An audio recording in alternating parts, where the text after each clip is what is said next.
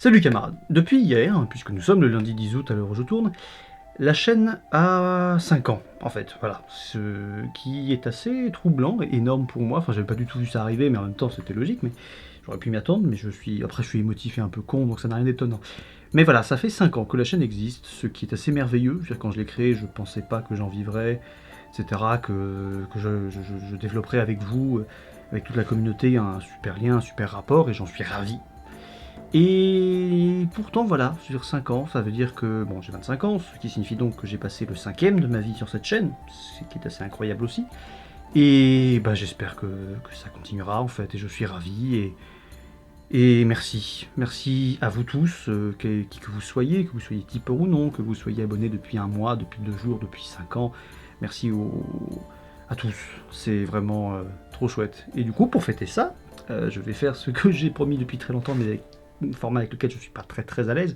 On va faire une FAQ, ce qui fait qu'il y a des questions qui datent sa mère, puisque ça fait, bah, on fête aussi bientôt les 70 000 abonnés, là on est à 69 700 quelque chose.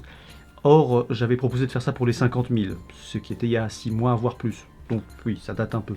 Donc il y a peut-être des questions un peu anciennes, genre que fais-tu pendant le confinement?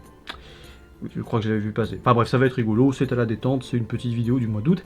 Enfin petite, je dis ça, sachant que la moitié des questions, c'est des questions feras-tu tel sujet? Vas-tu aborder tel sujet?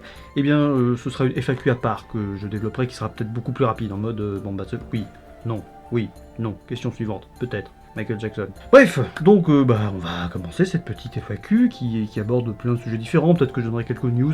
Je vais éviter de faire un plan aussi de ah tiens, qu'est-ce qu'on va faire cette année, parce que bah on s'y tient jamais.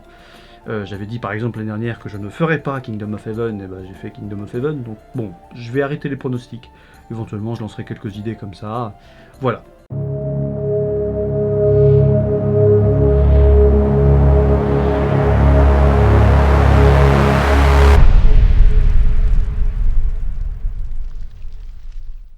Alors pour commencer du coup, comme d'habitude, on va passer par la phase jeux vidéo, qu'il y en a toujours quelques questions, etc. Et ça va aller très vite, vous allez voir, parce que c'est très simple.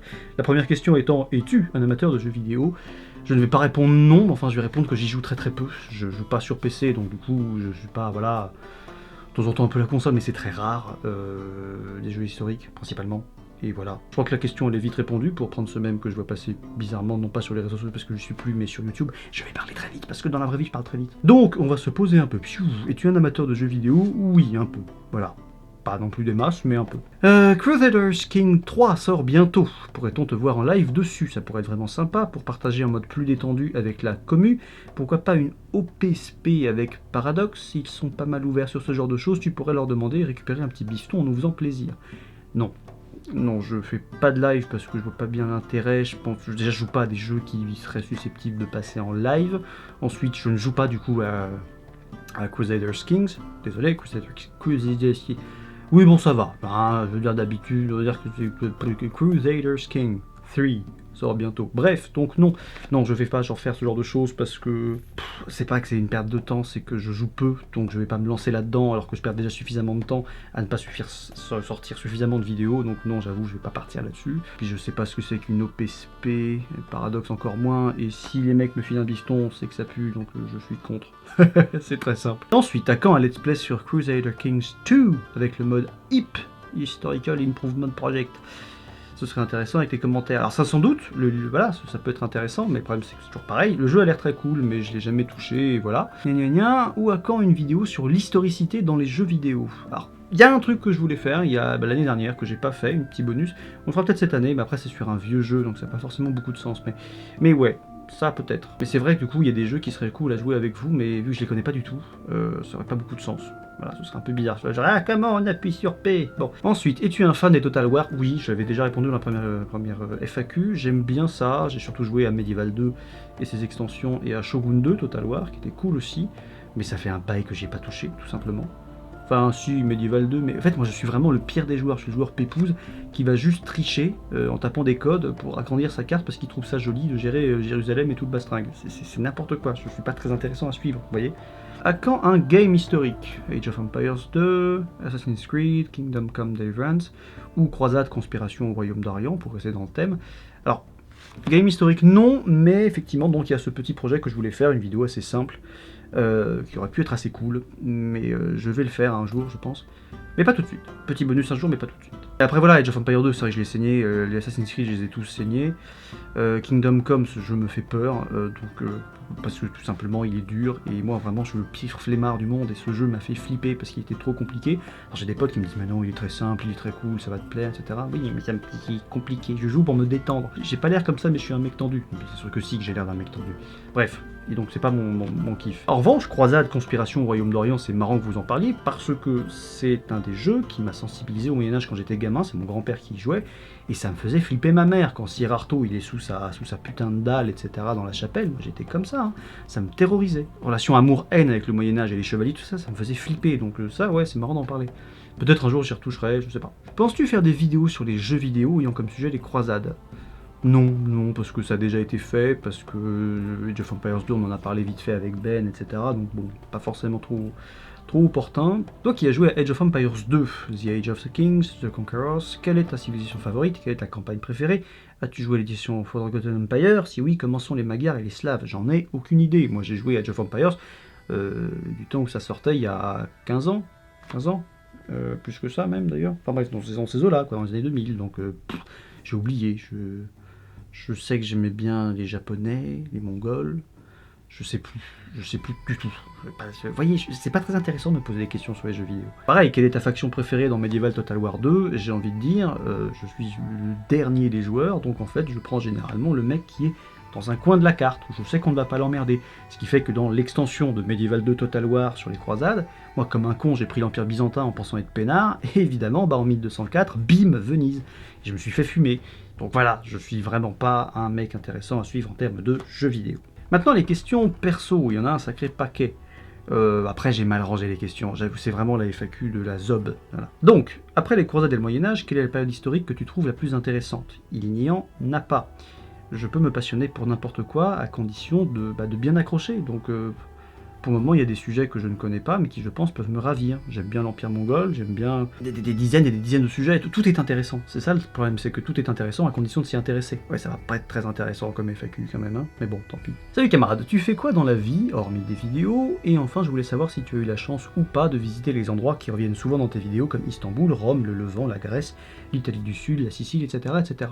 Et si oui, lesquels t'ont le plus marqué? Pour ce qui est de la première question, eh bien je fais maintenant des vidéos à plein temps, c'est tout. Vous me permettez de vivre de ça, et c'est assez merveilleux, c'est plus que merveilleux, j'en suis ravi. Avoir atteint ça en un peu moins de 5 ans, puisque ça a commencé il y a 6 mois à peu près, c'est génial, donc merci à tous, et c'est ça que je fais. Oui, hein, je publie une vidéo par mois, c'est parce que je ne fais que ça. Donc ça veut dire que ça me demande beaucoup de travail. Après, il faut savoir aussi que si j'ai choisi tout ça, c'est parce que ça me permet aussi d'être présent pour mes proches, d'avoir aussi un peu de temps pour moi, même si je bosse beaucoup. Mais voilà, c'est des choix de vie. Donc après, c'est sûr, hein, en bourrinant comme un timbré, etc., je pourrais peut-être faire d'autres vidéos, mais je vois pas l'intérêt, parce que c'est pas le mode de vie que j'ai choisi. Et là-dessus, je serai intransigeant. Je bosse beaucoup, je fais des vidéos, mais j'existe à côté de ça, et c'est important pour moi. Voilà. Pour ce qui est de la chance ou pas de visiter les endroits qui reviennent souvent dans des vidéos comme Gna, oui, quelques-uns, notamment effectivement, j'aimerais beaucoup voyager beaucoup plus dans la région, c'est une question qui va revenir souvent aussi, hein, je l'ai déjà lu pas mal. J'aimerais beaucoup, moi, me faire toute la région des croisades, tout le Proche-Orient en fait. Je connais Istanbul, j'y suis allé 2 fois dans ma vie, et pour moi c'est la plus belle ville du monde parce que quand on aime l'histoire, elle transpire l'histoire par tous ses ports. Je ne parle pas des ports de pêche, hein, je parle des ports comme des ports de la peau. Bref, j'adore Istanbul, c'est vraiment pour moi la plus belle ville du monde et j'aimerais un jour y vivre, voilà. Du reste, Rome, j'y suis allé une fois. L'Anatolie, je n'y ai jamais foutu les pieds. La Grèce, j'ai des souvenirs vagues. Je voyageais quand j'étais enfant, mes parents, ma famille avaient permis ça, ce qui était chouette. J'aimerais beaucoup aller en Sicile, voilà. Et donc le lieu qui m'a le plus marqué de toute ma vie, c'est Istanbul, voilà, c'est tout.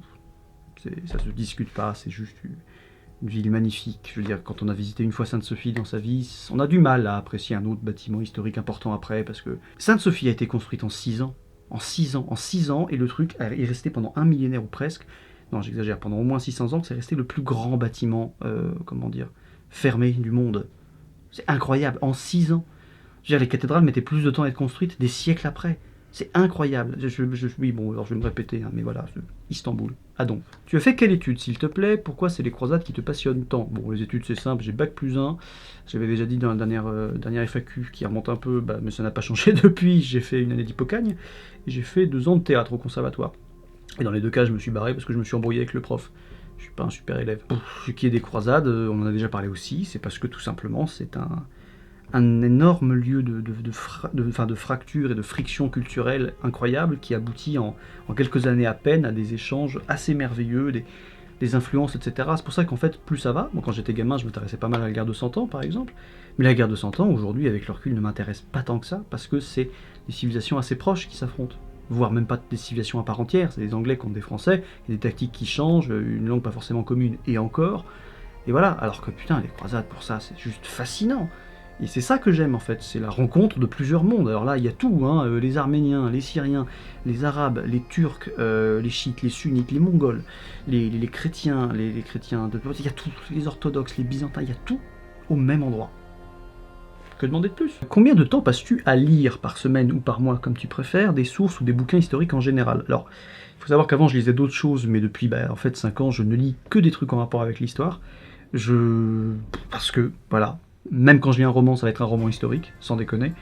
Et, je veux dire, je sais pas, je lis un peu tous les jours en fait, tout simplement. Donc il y a des jours où je lis beaucoup parce que je suis en train de bosser sur un sujet particulier, il y a des jours où c'est un peu plus fluctuant, mais je lis un peu tous les jours, voilà. Et donc quasiment que du livre d'histoire. C'est très rare que je lise un roman.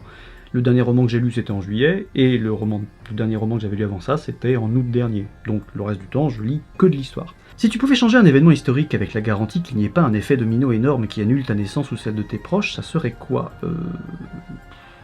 Rien, parce que tout est intéressant dans la situation même et que l'Uchronie est un art très compliqué et qui demande une énorme connaissance du truc, parce que pour pouvoir faire une réalité parallèle, il faut être sacrément burné pour arriver en disant genre ça serait passé comme ça, on sait pas.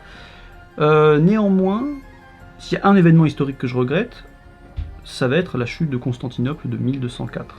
Parce que ça a ravagé la ville et ça a foutu l'Empire byzantin par terre pour En fait, c'est ça qui l'a foutu par terre. Plus que la conquête de Mehmet, l'Empire pouvait encore s'en sortir, l'Empire byzantin à l'époque. Mais les croisés l'ont ravagé, quoi. Et ils ont embarqué tout ce qui était sur place, même culturellement. Culturellement, c'est une ville qui gardait depuis des siècles et des siècles tout le savoir grec, tout le savoir... Enfin, c'était une sorte de seconde bibliothèque d'Alexandrie qui a été pillée allègrement pour être répartie dans des trucs où parfois on retrouve un machin au fin fond d'une abbaye ou au fin fond de l'Autriche, des siècles après. Donc c'est vraiment dommage comme événement.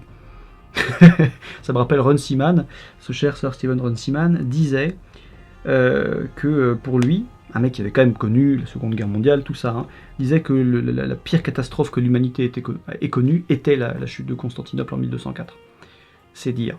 Je n'ai d'autres questions que le vieux projet de vidéo sur la chute de Constantinople. Il était trop gros à l'époque, pourra-t-il se réaliser l'année prochaine ou celle d'après? Alors c'est vrai, tu es d'ailleurs la première personne qui me fait remarquer ça, enfin qui accroche là-dessus. C'est vrai qu'au début de la vidéo sur la chute de Constantinople, je parle du fait que j'aurais voulu faire ce projet autrement avec un peu plus de gueule. Alors je ne l'ai donc jamais fait parce que j'avais pas les moyens à l'époque et je ne les aurais pas cette année, je ne les aurais pas l'année après. Je voulais faire un truc très très ambitieux, très immersif en fait. Vraiment au fin fond la question, c'est pas... pourquoi j'ai parlé comme Le Pen, bordel? Je voulais vraiment faire un truc très immersif avec beaucoup de moyens, beaucoup de gueule, et ça s'équilibrait mal, etc. Puis j'avais juste pas les moyens, je pouvais pas juste tendre comme d'habitude un putain de drap à la con sur mes étagères, enfiler un costume et faire comme si ça n'existait pas. Non, c'était trop ambitieux, je voulais limite faire un film en fait. Donc non, j'ai pas les moyens, je ne vais pas les avoir de sitôt, et voilà. Oh, une question qu'elle est toute mignonne. Tu sembles de plus en plus épuisé dans tes vidéos, surtout lorsque l'on compare avec les premières de la chaîne. As-tu toujours la motivation pour continuer? Alors je ne suis pas spécialement épuisé en fait. Enfin je suis tout le temps épuisé, globalement je suis quelqu'un qui est tout le temps fatigué. Mais c'est vrai qu'à la fin des vidéos, souvent je suis un peu à la ramasse parce que plus ça va, plus je fais des gros projets. Encore une fois cette année, en moyenne d'ordinaire, je fais 3h20, 3h30 de vidéos, là j'en ai fait 7h15, grâce au prompteur, merveilleux prompteur. Donc j'ai souvent l'air crevé à la fin des vidéos, mais déjà c'est parce que dans la vraie vie je parle comme ça, je suis plus calme, je suis moins dans la blague et tout, tu me sais. Après voilà, ça fait quand même 5 ans, donc il y a des moments où ça me fatigue un peu, mais ma passion pour l'histoire est toujours la même, donc j'ai vraiment envie de continuer. Il y a plein de choses qui m'intéressent encore et que j'ai envie de découvrir avec vous, et dans le même temps aussi il y a plein de séries que j'ai jamais finies, donc je veux les finir, pour finir une fois une chose dans ma vie comme ça. Donc oui, j'ai toujours la motivation et je suis pas particulièrement épuisé, ou du moins j'étais déjà épuisé en 2015, je suis tout le temps un peu crevé moi. Salut Frédéric, cherchez-vous des relieurs?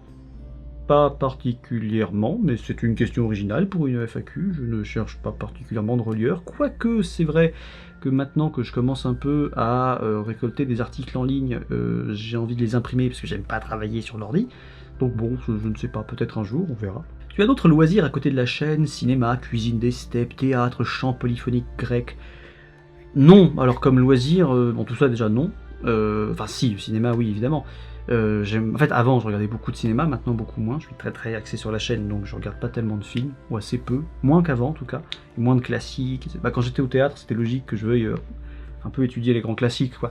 Mais maintenant non, mais après j'aime toujours autant le cinéma, la musique et la BD, qui est un art que j'aime beaucoup. Je vis vraiment en ermite à beaucoup m'occuper de la chaîne, de boulot, etc. en fait, donc c'est vraiment bateau quoi, cinéma, musique et cuisine, sachant qu'il y a plein de choses que... et cuisine un peu oui c'est vrai, et BD je voulais dire, BD, cuisine un peu, enfin c'est pas non plus, voilà. Enfin j'aime bien bouffer, ça c'est sûr, cuisiner un peu, il y a quelques plats que j'aime beaucoup, mais ça tout le monde s'en fout. J'aime beaucoup la musique, je passe beaucoup de temps à écouter de la zik, tout le temps en fait. Toi qui as un indéniable talent de conteur, oh, bah, merci beaucoup.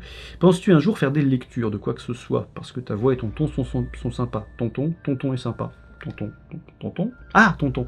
Tonton, mon ton, oui, bah pourquoi pas, sans déconner, j'aimerais bien. Ça pourrait être un exercice intéressant. D'autant plus que, dans le milieu des comédiens, c'est un bon moyen de se faire de la thune, de faire des voix. Je vais poser une question un peu conne, mais juste pour savoir, parce que je suis curieux, quel âge as-tu? 25 ans. Voilà. 25 ans. Et ça fait 5 ans que je fais la chaîne. J'ai commencé à 20 ans. J'aime bien les choses quand ça rentre bien, clac. Quels sont vos projets à moyen et long terme? Je suis quelqu'un qui vit sans projet. Je ne regarde pas l'avenir, je n'aime pas ça, je vis au jour le jour, vidéo après vidéo, Tipeee peut s'effondrer la gueule du jour au lendemain, je vis comme ça. Et je préfère, en fait. Moi, me faire signer un CDI, ça me fait flipper ma mère. Non, donc non, je ne signe rien, je n'ai pas de projet à moyen et long terme, enfin j'ai des projets privés, mais ça c'est privé. Et pour la chaîne, de toute façon, je ne tiens jamais mes engagements, donc j'ai pas vraiment de projet à moyen et long terme. Même si, un truc que j'aimerais bien faire un jour, c'est... Un jour je vais arrêter YouTube, c'est évident.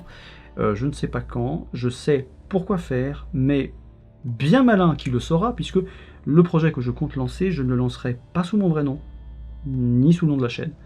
Donc globalement, bien malin qui me trouvera. Peut-être une sélection des meilleurs ouvrages que tu as pu lire en faisant tes vidéos, ou pas, si c'est pas déjà fait, ça peut être de l'histoire, ou un genre que t'aimes bien, etc. C'est un peu particulier, parce qu'il y a plein de bouquins que j'aime bien, en fonction des sujets. Après, un type d'ouvrage que j'aime beaucoup, c'est les dictionnaires historiques. Je m'aide beaucoup de 3 notamment, le dictionnaire du Moyen-Âge par Gauvard, alors il y a aussi le dictionnaire critique du Moyen-Âge, mais je l'ai pas par Le Goff, je crois, je sais plus si c'est Le Goff ou Duby, le dictionnaire de l'Empire Ottoman, une pure merveille, et le dictionnaire de l'islam historique, je sais plus comment il s'appelle, dictionnaire historique de l'islam. J'aime beaucoup ce genre d'ouvrage parce que en fait c'est un truc que tu peux ouvrir, tu regardes un article et tu vas apprendre plus de choses sur la mort au Moyen-Âge, ou la façon de célébrer un mariage, ou parfois des thèmes très étranges et totalement inconnus, donc ça j'aime beaucoup comme type d'ouvrage. Après, des ouvrages particuliers, je vais me retourner vers la bibliothèque pour être sûr. J'aime beaucoup tout ce qu'a fait Ron Seaman, on en a déjà parlé, pour moi c'est un merveilleux historien. Récemment j'ai lu un super bouquin qui s'appelle Istanbul par Bethany Hughes, qui est une pure merveille, vraiment, au-delà du sujet que j'aime beaucoup, c'est un super bouquin. Après j'en ai lu plein en fonction des périodes. En fait c'est une question auquel j'ai plus tendance à répondre quand je fais des vidéos bibliographie, que je vais reprendre, ne vous inquiétez pas. Donc voilà, après bon il y a plein de bouquins que j'aime bien quoi. De manière générale je les aime tous, c'est rare que j'aime vraiment pas un bouquin, sinon je le lis pas en fait, tout simplement. Je sais pas si on te l'a déjà posé, mais qu'est-ce qui t'intéresse dans l'histoire? Voir le monde autrement et se rendre compte qu'en fait, tout ce qu'on prend pour des réflexes historiques très incrustés depuis des siècles et des siècles et des siècles, c'est complètement con. Plus on étudie l'histoire, plus on se rend compte, à condition d'être un minimum humble et honnête, plus on se rend compte à quel point le monde n'est pas ce qu'on croit qu'il est. Je veux dire, un exemple très concret. J'ai trouvé ça merveilleux, que quand l'islam est apparu, il y a beaucoup de chrétiens et de juifs qui se sont dit « Ah, c'est juste !» entre guillemets une nouvelle version de nos propres religions, c'est une version plus aboutie, plus jeune, plus moderne, avec de nouveaux principes, de nouveaux prophètes, et donc d'une certaine manière, pour parler en termes d'aujourd'hui, c'est juste une sorte de mise à jour. Évidemment, très, très grossièrement. Et je trouve ça merveilleux de se dire, l'islam n'a pas toujours été l'antagonisme, puisque les chrétiens, même s'ils sont convertis, non pas par la force ni rien, pas tous évidemment, c'est arrivé, c'est évident aussi, mais parce que, dans un monde, dans un creuset pareil, tel que le Proche-Orient, avec beaucoup de de bordel théologique, etc., entre les conciles, les trucs. Tout n'était pas juste une affaire d'opposition, de dualisme, etc.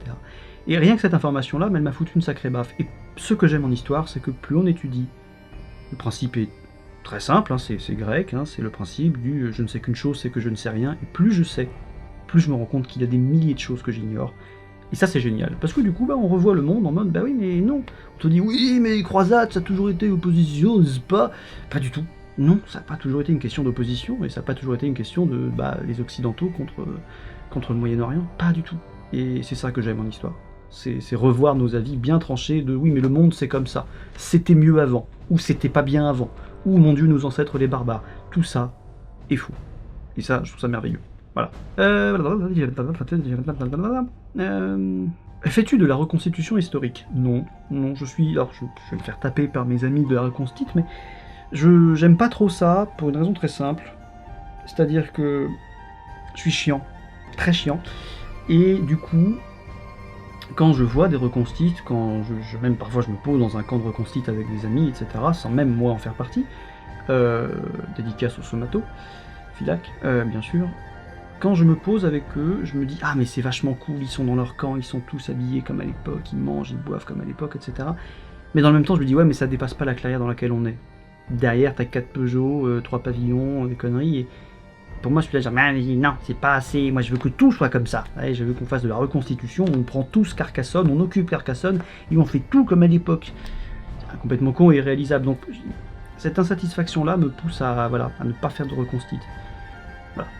Puis encore une fois, c'est aussi une question de temps et d'argent, ça coûte quand même cher. Pas toujours, mais bon, ça peut coûter cher. Et le temps, j'en ai déjà pas des masses, donc bon. Es-tu déjà allé ou projettes-tu d'aller, après l'apocalypse, sur les lieux que tu nous comptes avec émerveillement? Liban, Turquie, Israël, Asie centrale, Caraïbes. J'aimerais bien, c'est sûr. J'adorerais sillonner le Proche-Orient, qui est vraiment pas la région qu'on peut le plus facilement visiter ces dernières années, mais j'adorerais. Sincèrement, j'adorerais. L'Asie centrale aussi. Je suis pas très ni Chine, ni Japon, ni rien. Comme j'aimerais bien un jour aller au Japon, mais dans le Japon plus rural. Mais j'adorerais voir la Mongolie. J'adorerais. Et j'adorerais aller en Sibérie aussi. Et j'aimerais bien aller aux Caraïbes. Mais en plus, il y a tout le côté, j'ai pas envie de prendre l'avion, je n'aime pas ce moyen de transport. Il coûte énormément, il abolit les distances, et le temps aussi. C'est dégueulasse. Je veux dire, aujourd'hui, on te dit, ouais, Istanbul, c'est à 3h30. T'es là genre, ouais, mais non, mon pote. Istanbul, c'est à 3 semaines de marche. Et quand on voyage aussi vite, on ne se rend pas compte des chemins qu'on fait. Parce que bien sûr, n'est-ce pas, qu'est-ce qui est plus important? Le but qu'on atteint ou tout ce qu'on vit sur le chemin? Moi je considère que c'est le chemin. Voilà, et mon grand rêve, moi, ce serait de refaire la première croisade à pied ou à cheval. On traverse toute l'Europe, toute l'Anatolie et tout le Proche-Orient à pied ou à cheval. Ça aurait de la gueule, mais ça prendrait un peu de temps. Mais donc voilà, j'aimerais bien voyager, mais j'ai pas envie. Typiquement, voilà, un autre rêve que j'ai, c'est arriver à Istanbul par bateau, depuis l'Europe. Pour voir arriver, se détacher sur la Corne d'Or et le Bosphore, la mer de Marmara, voir la silhouette des minarets, etc., et des dômes de Sainte-Sophie, de la Mosquée Bleue, de la Soleimanieh, tout ça, j'aimerais bien le voir en arrivant par bateau, me rendant compte des distances. C'est pour ça que j'aime pas la notion moderne de voyage, ça va vite quoi, c'est pas très intéressant. Dans tes quêtes de lecture, n'as-tu pas peur de te retrouver bloqué sur une seule clé de compréhension, et de perdre le recul nécessaire? Pour moi ça n'est pas possible, parce que plus on lit, plus on découvre de nouvelles clés de compréhension. Du coup, non, je n'ai pas peur de ça, puisque, honnêtement, au début j'étais beaucoup plus arrogant, et beaucoup plus sûr de moi, et plus je lis, moins je le suis. Enfin, ce qui, encore une fois, implique un peu d'honnêteté intellectuelle et d'humilité. Et l'histoire rend humble, quand on l'étudie. À mon sens, bien, mais c'est pas une question de se jeter des fleurs ni rien, c'est juste, tout te fout une claque en t'expliquant que, non, ton monde a une conception qui lui est propre, mais tu n'es qu'une civilisation parmi d'autres. Et du coup, plus tu t'intéresses à ça, plus tu étudies, moins tu as de certitude. Et je trouve ça très chouette. Mais est-ce que tu t'es intéressé à l'Antiquité depuis ta dernière FAQ? Y a-t-il une civilisation, une période qui ont su t'investir? Non, toujours pas. Mais c'est parce que j'ai toujours pas fini d'étudier ce que je veux, donc... Encore une fois, moi je crache pas sur l'Antiquité à proprement parler, je déconnais quand je disais ça. C'est passionnant aussi, mais c'est pas ma came. Et puis le temps que je me lance dedans, on en a pour des années, donc... Non, pas tout de suite. Qu'est-ce qui, selon toi, est à l'origine de ton intérêt pour l'histoire? Il y a plus forte raison pour l'histoire médiévale, ce que j'ai déjà dit. Intellectuellement, aujourd'hui, c'est la réponse que j'ai déjà faite. Plus on l'étudie, plus on se rend compte qu'on ne connaît rien et qu'on est très présomptueux aujourd'hui au XXIe siècle par rapport à l'histoire. Et c'est ça qui m'intéresse le plus. Mais après, quand j'étais gamin, j'ai déjà répondu dans la première FAQ, c'est le Moyen-Âge qui me fascinait, parce que les chevaliers, Ça me terrorisait en même temps que ça me passionnait profondément, et voilà, tout simplement. Et ça a été aidé à grand renfort, justement, de jeux là, comme Croisade, ou Les Visiteurs, tout bêtement, ou Les Rois Maudits, la version de 72, ce genre de choses. Et moi, ça m'a beaucoup marqué. Passion du Moyen-Âge depuis l'enfance. Pour ta FAQ, on se prend une petite bière un jour, si tu veux, voilà, avec plaisir, il n'y a pas de problème avec ça. Plus sérieusement, quelle période historique voudrais-tu voir absolument adaptée en film, série, etc. Bon alors les gars, je vais vous décevoir très vite, mais... Enfin les gars et les gaz, la première croisade. Je n'en démordrai jamais. Je veux voir adapter la première croisade. J'aimerais adapter la première croisade. J'adorerais, ce serait génial. Donc ouais, de toute façon, voilà, ce sera toujours carré. Moi, c'est les premières croisades. En fait, les thèmes que j'ai envie de voir abordés dans des films, c'est des thèmes que j'aborde moi-même. Donc la première croisade, c'est juste, pour moi, les 10 000 à côté, c'est de la gnognotte. Vous voyez, pour moi, oui, je suis en train de taper sur les antiquisants. Et... Mais non, c'est la première croisade, putain, c'est passionnant. Les mecs, ils arrivent devant Jérusalem, ils ont même plus leurs vêtements d'origine, ils ont même plus les codes de mailles d'origine, ils sont sapés n'importe comment. Ça, c'est une question intéressante de reconstitue, qui me passionne depuis des années. À quoi ressemblent les mecs qui mettent le siège devant Jérusalem en juin 1099, après 3 ans de crapahut, tous les mecs ont abandonné leurs machins, ils sont montés sur des chevaux arabes, ils en avaient plus, ils ont monté sur des ânes, sur des bœufs, ils ont chopé des sabres, des machins, ils ressemblent à rien, et c'est normal. Et c'est ça l'histoire, c'est pas genre « Oui, attendez, ma croix, elle est bien du côté gauche, à 2 cm au-dessus du téton. » On s'en bat les doigts, frère. Tu avais déjà fait des recherches sur les croisades avant YouTube, genre dossier pour la fac ou autre? Non, c'est juste... Quand j'étais gamin, j'ai lu les croisades vues par les Arabes et j'avais beaucoup aimé. Après, j'avais un peu abandonné le coup et je crois que j'avais déjà expliqué, c'est un pote qui m'a offert l'épopée des croisades de Grousset quand j'ai lancé la chaîne, qui est donc un résumé des 2797 pages que compose son histoire des croisades, et ça m'a lancé à nouveau là-dedans, et du coup j'ai relu... À partir de là, j'ai relu les croisades vues par les Arabes, j'ai acheté le reste, etc. Donc c'est venu de là. Et avant ça, j'ai jamais étudié ça. Avec les vidéos sur YouTube, imagines-tu faire des films, séries pour le cinéma et la télé? Non, tout simplement parce que ce que je fais ici, je ne pourrais le faire nulle part ailleurs, parce que je ne dépends de personne. Je fais exactement ce que je veux et personne n'a de droit de regard là-dessus. Et ça, pour moi, c'est juste merveilleusement précieux. Je pensais contacter des maisons d'édition qui publient aujourd'hui des sources médiévales, etc., pour leur dire, écoutez, moi j'ai tendance à prendre ces bouquins, à les étudier, à en parler et à en vanter les mérites. Ça pourrait être une idée de partenariat entre nous. Et puis après je me suis dit, ouais, mais si je me rends compte que le bouquin me plaît pas, et que je fais des vannes qui, pour que ces maisons d'édition ne passent pas, et qui me disent, non, faut pas faire ça, je serais là genre, si. Donc en fait, je vais les faire seul.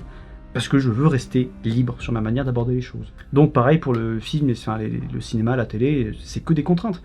Quand Ben racontait quand il avait fait sa série, après je sais pas si j'ai le droit de le dire, mais a priori il me semble qu'il l'a déjà dit, quand il avait bossé sur History Squid pour Arte, ça avait été une galère, et moi jamais. Je veux pas ça, je veux rester libre et faire ce dont j'ai envie, même si c'est avec des moyens pétés, je préfère faire ça comme ça. Quels sont tes romans historiques préférés? Bon, il y en a plein, alors pour faire péteux, on pourrait dire Le Nom de la Rose, évidemment, j'adore Le Nom de la Rose. J'adore Amin Malouf, évidemment. Dernièrement, les 2 derniers que j'ai lus, c'était à 1 an d'écart, c'est vraiment de la merde. C'est les 2 romans de Tim Willox, La Religion et Les 12 Enfants de Paris. Le premier sur le siège de Malte en 1565, qui était pas mal du tout, même si c'est ce que j'appelle des romans à fluide. C'est-à-dire qu'on est là, genre, il éventre son ennemi d'un coup de hache et ses tripes se répandent sur ses genoux en même temps que son sang, tandis qu'il se chie dessus de terreur en mâchant sa propre morve. Voilà, c'est des romans à fluide, dès les premières pages, c'est carré. Et le deuxième, c'est la Saint-Barthélemy, et là ça devient Rambo, vit la Saint-Barthélemy. C'est ridicule. Vraiment, c'était ignoble. Mais bon, j'ai bien aimé quand même, ça m'a détendu, quoi. Quel est ton travail dans la vie? Et si ça n'a rien à voir avec ta passion, qu'est-ce qui t'a amené à faire des vidéos sur YouTube? Mon travail, grâce à vous aujourd'hui, c'est ça, même si j'ai fait d'autres boulots avant. J'ai bossé en librairie, j'ai fait pas mal de choses différentes. Mais aujourd'hui, c'est ça, mon taf.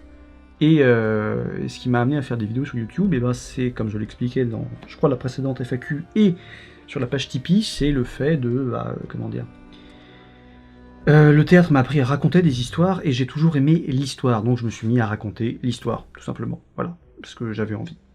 Et c'est en voyant une FAQ, si je dis pas de conneries, d'y penser, alors j'ai vu en 2015, mais elle devait dater de 2014, qui disait « c'est dommage, il n'y a pas assez de vulgarisateurs dans d'autres domaines ». Donc je me suis dit, banco. Quel métier font tes parents? Je ne répondrai pas à cette question, parce qu'autant je peux parler de ma vie privée si je veux, ce qui est déjà pas le cas, mais je ne parlerai pas de la vie privée de gens qui n'ont pas décidé s'ils voulaient que ce soit dit ou non.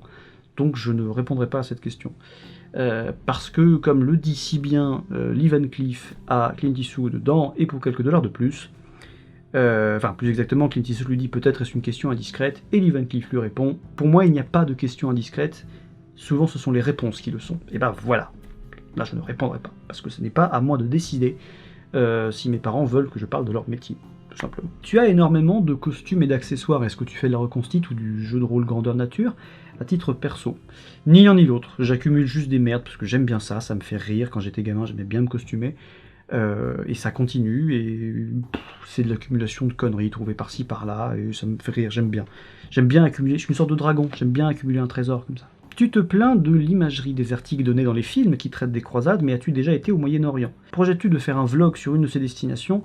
Je vais pas dire non, mais je vais dire non dans un premier temps, parce que ce sont des lieux qui sont tellement importants pour moi, qui, même sans être ni chrétien, ni juif, ni musulman, ces lieux pour moi sont sacrés, et je ne veux pas, entre guillemets, pervertir mon premier rapport à ces lieux que j'ai énormément étudiés, en les voyant à travers le prisme d'une caméra, en disant « Salut, aujourd'hui on est à Damas ». Non, pour moi c'est sacré, je veux y aller seul ou avec des gens choisis très particulièrement pour les visiter et m'imprégner de tout ça, parce que ça représente beaucoup pour moi. J'ai failli aller à Jérusalem cet été en compagnie d'une troupe de reconstite, mais je me suis désisté parce que pour moi c'est trop important et je ne veux pas y aller, entre guillemets, de n'importe quelle manière. Je veux y aller pour moi-même, avec des gens que j'ai choisis.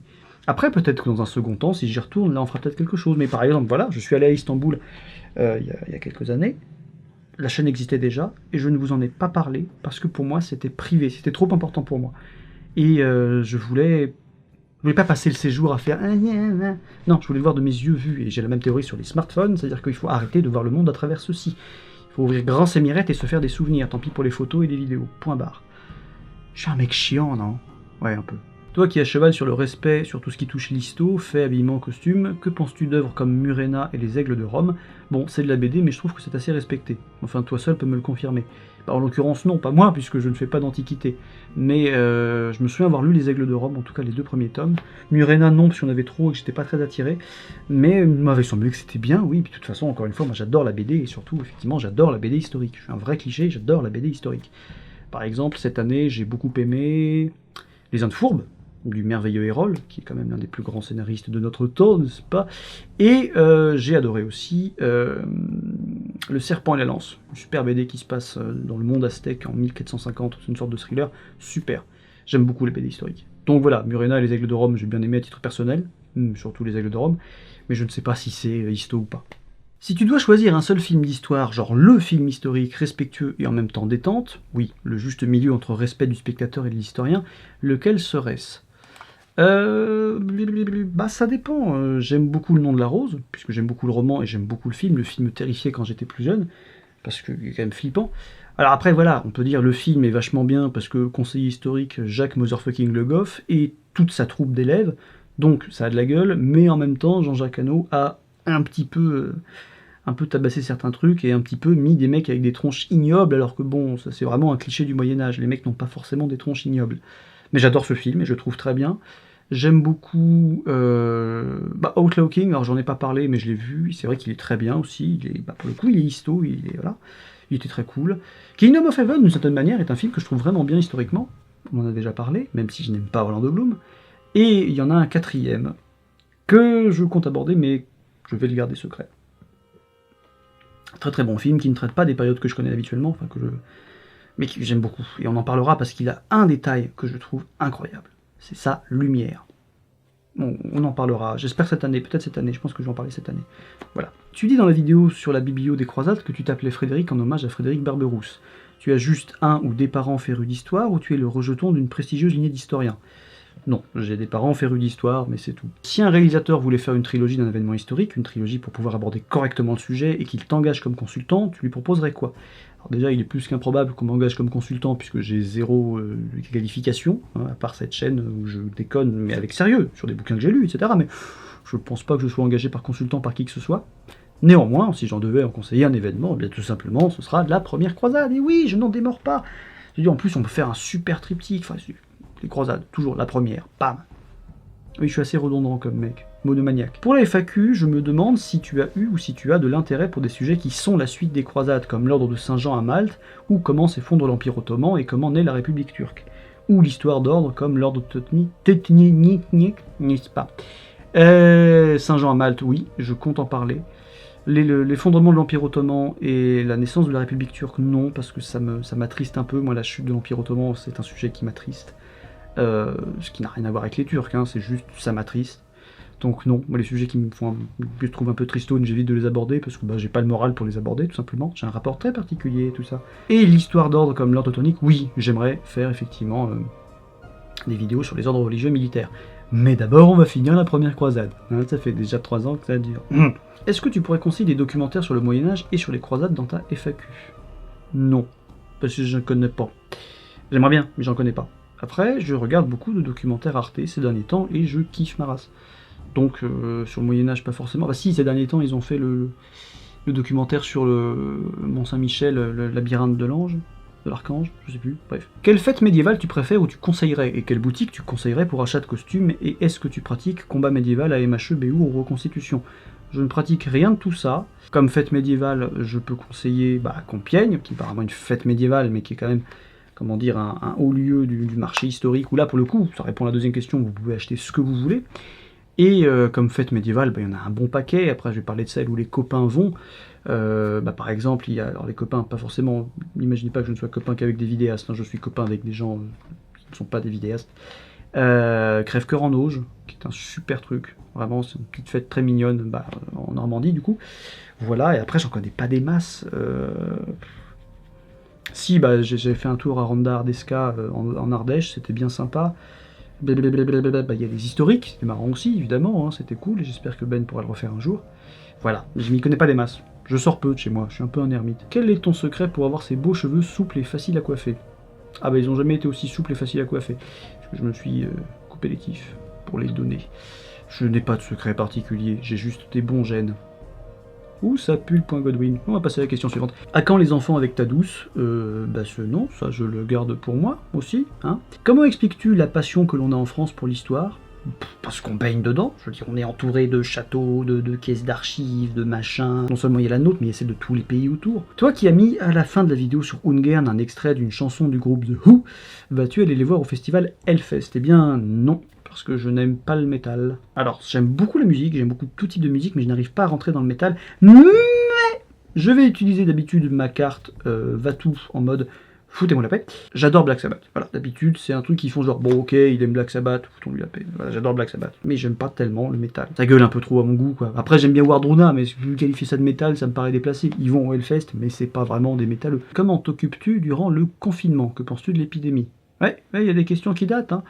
Je faisais ce que je faisais d'habitude, sachant que pendant 4 ans et demi, je sortais pas de chez moi. Bon, je déconne, hein, bien sûr, mais bon, en gros, je vivais chez moi, je travaillais chez moi. Ou alors j'allais bosser à la librairie, tout ça, du coup, là, je travaille chez moi, voilà. C'est comme d'habitude. Comme je le disais souvent, je suis plus ou moins confiné depuis 5 ans, moi, donc ça change pas grand-chose. Et ce que je pense de l'épidémie, qu'on a du bol, voilà. Je pense qu'on a du bol. Parce que si le truc était plus vénère, on serait bien plus dans la merde. Donc finalement... C'est bien cette période de bêta-testing un peu où on est en mode bon en vrai ça pourrait être pire. Ouais, je pense que c'est bien, on apprend des réflexes sur un truc qui nous défonce pas tous trop la gueule. C'est-à-dire quand on a étudié le choléra, la peste, tout le bordel, etc. Bon, à mon sens on en a trop parlé d'ailleurs hein, pendant tous les médias, tout le monde a fait sa vidéo sur la peste, le machin, le truc. Non mais sans déconner, on a du bol. Ça aurait pu être pire. Tu fais quoi dans la vie? T'es historien? Non, je fais des vidéos, mais je ne suis pas historien. Pour moi, banaliser le terme... C'est gentil de vouloir m'appeler historien. Il y en a plein qui ont dit oui, non, ne te dévalorise pas, machin. Mais non, c'est juste que je ne suis pas historien. Parce que ce que je fais, du coup, ça veut dire qu'on peut donner le titre d'historien à plein d'autres trous du cul dans mon genre. Et c'est pas bon signe. Faut pas banaliser le terme d'historien. Donc non, je ne suis pas historien. Je suis vulgarisateur, n'est-ce pas? T'as de sacrés bras, vieux, qu'est-ce que ça fout là? Ferais-tu de l'escalade, de la boxe ou du rugby?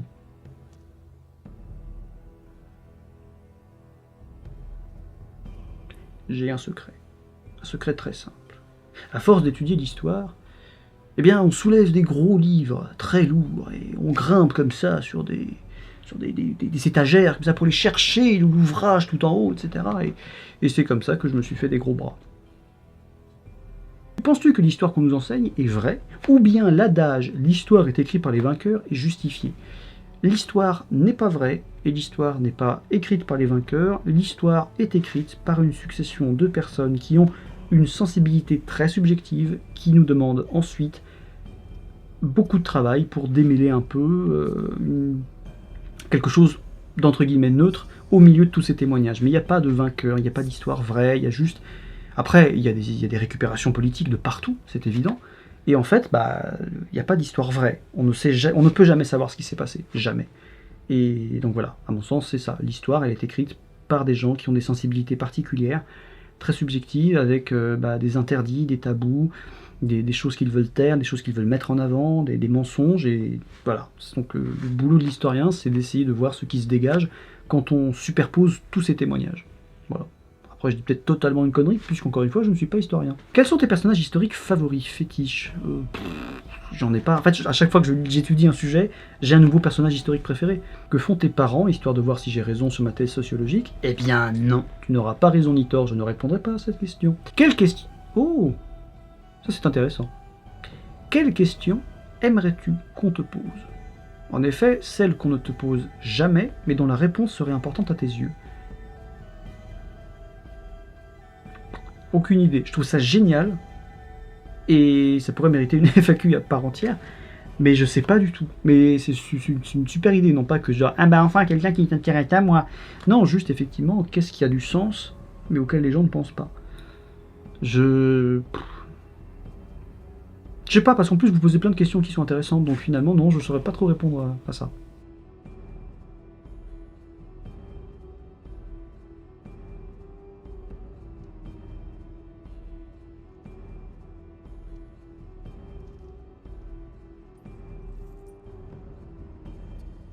Alors là, on passe sur les questions techniques, matos, projets, YouTube, tout ça. Comment choisis-tu tes sujets? Coup de cœur, sujets qui traînent dans ta tête depuis longtemps, liste de ce dont tu aimerais parler, etc. En fait, oui, c'est un peu tout ça. C'est-à-dire que c'est à la fois des coups de cœur, des sujets que j'ai envie de traiter depuis longtemps, et des trucs que j'ai notés. En fait, la plupart du temps, soit je suis déjà dans un bouquin et je vois parler d'un truc où je suis là genre « Hey, ça ferait une super vidéo, ça ferait super intéressant à étudier », ou alors je suis dans une librairie, je tombe sur un bouquin et je me dis « Putain, ça c'est un bête de sujet, je vais l'aborder ». Typiquement, c'est le camarade Quentin de Sur le Champ qui m'a conseillé le bouquin de Schildberger, et je me suis dit « Bah ouais, c'est super, ça fonctionne super bien, voilà ». Mais j'ai aussi deux trois bouquins dans la bibliothèque là qui sont des sujets uniques, on va dire, enfin que j'ai besoin que d'un bouquin dessus, je lis le bouquin, je compare avec la bibliographie que j'ai déjà, etc. J'étudie un peu, et j'en fais une vidéo. J'en ai 2-3 dans l'année, comme ça, des trucs un peu, des petites pépites, je pense, qui vont être bien sympas. Sinon, oui, aussi des listes que j'accumule, etc. Mais ça dépend je prévois jamais rien, en vrai, hein, ça se fait au feeling. Tu as écrit des épisodes pour la chaîne Nota Bene. Comment ça s'est fait? Comment ça se déroule? Comment se passe le processus d'écriture pour le format de cette chaîne? Ça s'est bien passé, puisque je connais un peu Ben, et je l'aime beaucoup, il est très très gentil, c'est l'un des messieurs les plus gentils du YouTube game français. Comment ça se déroule? C'est le même travail, c'est-à-dire que on étudie un sujet, on recherche, on écrit, alors après il faut plus écrire selon la façon dont lui écrit et parle, donc c'est la seule distinction, mais sinon c'est un plaisir, parce qu'il est ouvert à tout, il est curieux, j'aime beaucoup travailler avec Ben. Des collaborations avec d'autres youtubeurs sont-elles prévues? Il y a bien sûr le projet Nilfgaard que personnellement j'attends de pied ferme, mais peut-être y a-t-il d'autres choses qui se préparent. Non, je prévois rien de particulier, d'ailleurs je me retire du projet Nilfgaard parce que c'est pas trop mon trip en fait, c'est pas trop... je vois pas ce que j'irais foutre à enfiler un costume pour parler d'un univers que je ne connais pas. En plus, on serait sur le Seigneur des Anneaux, là, ça serait avec plaisir. J'ai fait un aller-retour et c'est pas très très chouette pour Thibaut, j'entends bien, les jours gelés. Et pour ce qui est des collaborations avec d'autres, je vais continuer à bosser avec Ben de temps en temps, parce que c'est toujours chouette. Après, il y a les copains avec qui j'ai envie de bosser, des copains que j'ai depuis longtemps, il y a Laurent, l'inénarrable Laurent de Musique Antique, avec qui je suis pote depuis les débuts, depuis 2015. Après, il y a aussi les copains qui font de l'histoire, comme Quentin de Sur le Champ, Romain de l'Averroès, Rob d'Histoire avec une grande H, ou encore Nils, évidemment, qui pareil, je connais depuis 2015, des Mistifs, mais en même temps, vu qu'on aborde pas les mêmes sujets, mais qu'on aborde le même sujet en général, l'histoire, ça fait bizarre de bosser avec eux. Alors qu'avec Laurent, qui parle de musique, ça peut être l'occasion de faire quelque chose de différent. Évidemment, avec l'autre pote inénarrable, Hugo Bimard, de Confession d'Histoire. Ouais, ça fait longtemps qu'on en parle. Ce serait bien qu'on fasse un truc ensemble. Mais voilà, c'est à peu près tout. Quel est ton setup actuel? Y a-t-il des investissements de matos que tu aimerais faire? Vas-tu refaire des vlogs? Mon setup est quasiment le même depuis quelques années. Enfin, c'est le même, d'ailleurs, c'est toujours le même boîtier, le même objectif. Donc c'est toujours un 700D, un objectif 18-55. En termes de micro, c'est un Rode VideoMic Pro branché sur un H4n Pro, un Zoom, comme enregistreur. Les 2 investissements ces dernières années qui ont tout changé, c'est d'abord les adaptateurs secteurs, parce que ça te change la vie, parce que t'es pas en mode ah putain il faut remettre une batterie, une pile, une merde, jamais. Et le deuxième évidemment, ça a été le prompteur, une merveilleuse idée, je m'étais pas encore fait, et ça m'a permis encore une fois de publier 2 fois plus de temps de vidéos cette année que les années précédentes, donc ça c'était cool. Et sinon donc non, moi pas la peine d'investir autrement, quoi. Je suis bien comme ça. Et pour ce qui est des vlogs, ce serait une bonne idée, mais j'ai pas d'idée particulière pour le moment. Mais ouais, j'avais bien aimé aller au repère d'Asgay, ouais, effectivement. Quand est-ce que tu fais une vidéo sur les Billy et les merveilles qu'elles contiennent? Les abonnés veulent savoir. Bah en fait ça dépend, c'est-à-dire que j'ai fait une vidéo bibliographie croisade et je compte en faire une sur la piraterie, une sur l'Empire Ottoman, etc. Mais le problème c'est que si je vous montre mes bouquins, c'est un peu le problème aujourd'hui, c'est qu'il y a des bouquins que j'ai sur des thèmes très précis au sein de ces thèmes-là, qui spoileraient un peu des vidéos que j'aimerais faire. Donc c'est un peu... j'aime bien me garder la surprise des thèmes que je vais aborder. Donc je vais pas les faire tout de suite. Mais j'aime beaucoup le format bibliographie, je trouve ça chouette. Qu'est-ce que tu donnerais comme conseil aux passionnés d'histoire qui souhaitent créer et diffuser du contenu de vulgarisation historique? Pas forcément sur YouTube, hein, si tu as d'autres idées je suis preneur, mais qui n'ont pas forcément le temps de lire et compiler autant de références que toi. Soyez honnête, soyez humble, et lisez quand même. Je veux dire, même si on n'a pas beaucoup de temps, et ben, il faut juste lire beaucoup, et comparer, et ne pas se mettre en avant. Bon, encore une fois, j'étais beaucoup plus péteux quand j'ai commencé la chaîne, et on ne peut pas travailler l'histoire si on se met en avant. Donc on parle plus d'histoire, on parle de soi en fait. Et donc oui, j'ai la réponse, et les machins. Non. Soyez humble, honnête, et lisez. C'est tout. Et soyez vous-même aussi. Je veux dire, ne vous prenez pas la tête avec, je sais pas moi, ah oui, il faut faire des vidéos courtes régulièrement. Non, moi les vidéos qui marchent le plus et qui sont les plus vues, c'est les vidéos qui font 1 heure et 1h07. Donc non, n'écoutez pas ce qu'on vous dit, il n'y a pas de bons conseils, il n'y a pas 2 histoires YouTube qui soient les mêmes. Il n'y a pas 2 communautés qui sont les mêmes, il n'y a pas de chemin, il n'y a pas 2 évolutions qui sont pareilles. Donc ne vous prenez pas la tête, faites ce que vous avez envie de faire, faites-le bien, faites-le en vous investissant dedans, et ne faites pas un truc transparent, dégueulasse, qui ressemble à rien, parce que vous respectez les codes, les machins. Ça ne marchera pas. Les gens, je pense, préfèrent l'authenticité, le caractère, la passion. Ça les intéresse pas de voir du contenu qui est déjà présent. Je suis vraiment pas un mec marrant. Hein. Peut-on espérer te voir sur YouTube encore 5 ans de plus? Peut-être pas 5 ans, mais en tout cas, c'est sûr que j'ai pas envie d'arrêter tout de suite. Clairement pas. Après, dans 5 ans, c'est long 5 ans, je ne sais pas. Qui peut savoir? Et vu que j'aime pas prévoir... J'aurais voulu savoir si tu utilisais des sources anglophones ou allemandes pour tes recherches, ou si tu te contentais d'écrits français. Je ne lis pas l'allemand, mais effectivement, j'utilise des sources anglophones. Ça m'arrive assez souvent d'ailleurs, pour comparer, etc. Vas-tu participer à des salons ou événements dans le sud-ouest? Alors Toulouse, oui, puisque j'ai des potes là-bas. Je sais pas quand, mais je pense que la prochaine fois qu'il y en aura, j'irai, parce que j'aime bien ça. Et après, je fréquente pas mal Bordeaux, mais à ma connaissance, ici, il ne se passe pas grand-chose en termes de salons ou événements. Après, j'y connais peut-être pas suffisamment, hein. C'est possible aussi, vu que je suis un ermite, j'ai peu tendance à sortir. Mais oui, pourquoi pas. Est-ce que tu travailles seul? Et si oui, as-tu déjà envisagé de déléguer le montage, par exemple, afin de réduire ta charge de travail? Je suis un zinzin monomaniaque qui a beaucoup de mal à déléguer, donc non, je fais tout seul. Et voilà, c'est un peu con, mais c'est comme ça. Et je me vois mal faire autrement. Je me fais même pas accompagner pendant les tournages parce que je me sentirais ridicule en fait, qu'il y ait quelqu'un d'autre dans la pièce. Je l'ai fait une fois ou deux avec des potes et ça me met un peu mal à l'aise, j'ai du mal à passer le cap, donc je fais tout seul et c'est ça qui m'épuise. C'est très con, mais bon, en même temps, c'est un tournage par mois, pardon, ça va, c'est gérable. Mais de toute façon, voilà, même si je déléguais le montage, faut que la personne soit vachement au courant des cartes quand même que je veux faire, que je veux produire, des déplacements, des machins, ça me paraît un peu compliqué. Ne serait-ce que de déléguer le montage. Mais donc non, je travaille seul et j'ai du mal à faire autrement. Et puis comme ça, je garde tout Tipeee. Niveau vidéaste, de qui es-tu inspiré? Je m'en fous. Je pense que je dois quand même la chaîne à y penser, puisque c'est en voyant une FAQ à lui que j'ai lancé la chaîne. Mais je me suis pas inspiré. Si au début, je m'inspirais un peu de lui, avec le côté 3 personnages qui sont le même mais qui interagissent, mais j'ai très vite arrêté. Et depuis...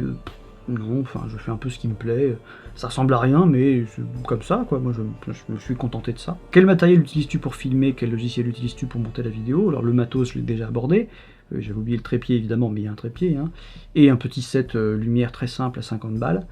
Quant à la suite de logiciels que j'utilise, c'est la suite Adobe, donc j'utilise évidemment principalement Premiere pour le montage, Audition pour le son et Photoshop pour les images et les cartes. Où fais-tu l'acquisition de tout ce matos médiéval qui fait bien envie? Principalement à Compiègne, tout simplement. Ou alors à Rêve d'Acier à Paris, ou dans une brocante, peu importe, enfin essentiellement à Compiègne quand même.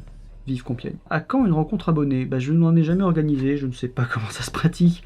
Je veux léser personne, donc du coup je laisse tout le monde, ça c'est plus simple, tout est égalitaire.